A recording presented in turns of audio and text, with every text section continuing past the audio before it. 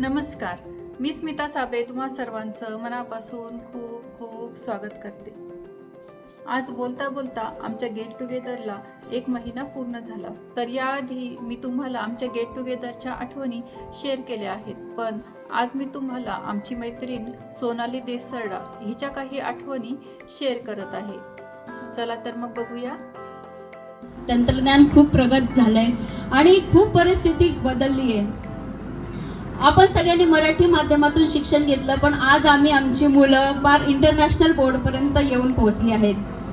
अर्थात आम्हाला अभिमान आहे की आम्ही मराठी शाळेत शिकलो, त्यामुळे आम्हाला मराठी भाषेची संस्कृती, तिची भावनिकता, आत्मीयता, मराठी भाषेचा विस्तार हा आम्हाला जाणता आला। मराठी भाषेला एक अवीट गोडी आहे आणि त्याच्यावरचे ऋणानुबंध कधीच न संपणारे आहे। आधी आपण शाई पेन वापरायचो, परंतु आता कम्प्युटर आणि कीबोर्डच्या बटनापर्यंत तंत्रज्ञान येऊन ठेपलं आहे। आपल्या वेळेस मोबाईलचा जन्मही झाला नव्हता, परंतु आता सोशल मीडियावर सगळेजण खूपच ऍक्टिव्ह झाले आहेत। सांगायचा उद्देश हाच की तंत्रज्ञान कितीही प्रगत झालं, जग कितीही पुढे गेलं, तरी शाळेशी असणारं आपलं जिव्हाळ्याचं नातं हे कधीच कमी झालं नाही आणि कधीच कमी होणारही नाही। आणि सर, आम्हालाही खूप अभिमान आहे की तुम्ही सगळ्यांनी स्वतःला अपडेट ठेवलं आहे, स्वतःला फिट ठेवलं आहे, पण तरीही तुम्ही तुमची नीतिमूल्य कधी विसरलं नाही। तुम्ही तुमचे संस्कार आणि आम्हीही तुम्ही दिलेली शिकवण कधीही विसरलो नाही सर। हेच आपल्या जे आहे ऋणानुबंध, त्याची एक महत्त्व आहे।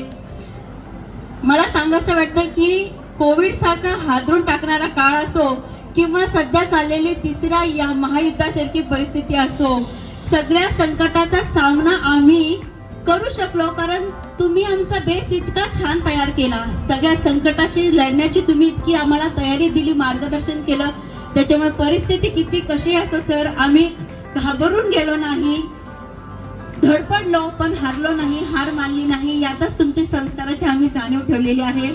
आणि आता ज्यांना तुम्ही ऐकण्यासाठी खूप वाट बघता आहात, खूप वेट केलंय तुम्ही, असे आपले सगळ्यांचे लाडके माननीय माजी मुख्याध्यापक शिंदे सर, जे एक उत्तम लेखक आहे, एक उत्तम कवी आहे, स्वतःला ज्यांनी खूप फिट ठेवलंय, जे अपडेटेड आहेत, त्यांचे असं अष्टपैलू व्यक्तिमत्व आज आपल्याला या अध्यक्षस्थानी आहे या प्रोग्रामच्या। त्यांना मी पुढे आमंत्रित करते। सर, आम्हाला तुम्हाला ऐकायचंय की तुम्ही स्वतः एक अष्टपैलू व्यक्तिमत्व आहात, उत्तम लेखक आहात, उत्तम कवी आहात। आम्हाला तुमचं मार्गदर्शन मिळणं हे आमचं भाग्यच आहे सर। आणि तुमची जी व्यक्तिमत्व जेव्हा होतं ते 28 वर्षानंतर तसंच आहे। तुम्ही एवढे अपडेट आहात, एवढे फिट आहात।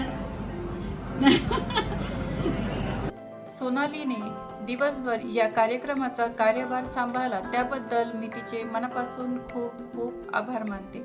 जाता जाता एवढंच सांगेल की खरे मित्र हे एकमेकांपासून कधीच दूर नसतात, ते अंतराने एकमेकांपासून दूर असतील, पण हृदयाने एकमेकांच्या अगदी जवळ असतात। तर तुम्हाला याबद्दल काय वाटतंय ते कमेंट करून मला नक्की सांगा। तर पुन्हा भेटूया अशाच नवनवीन व्हिडिओ सोबत।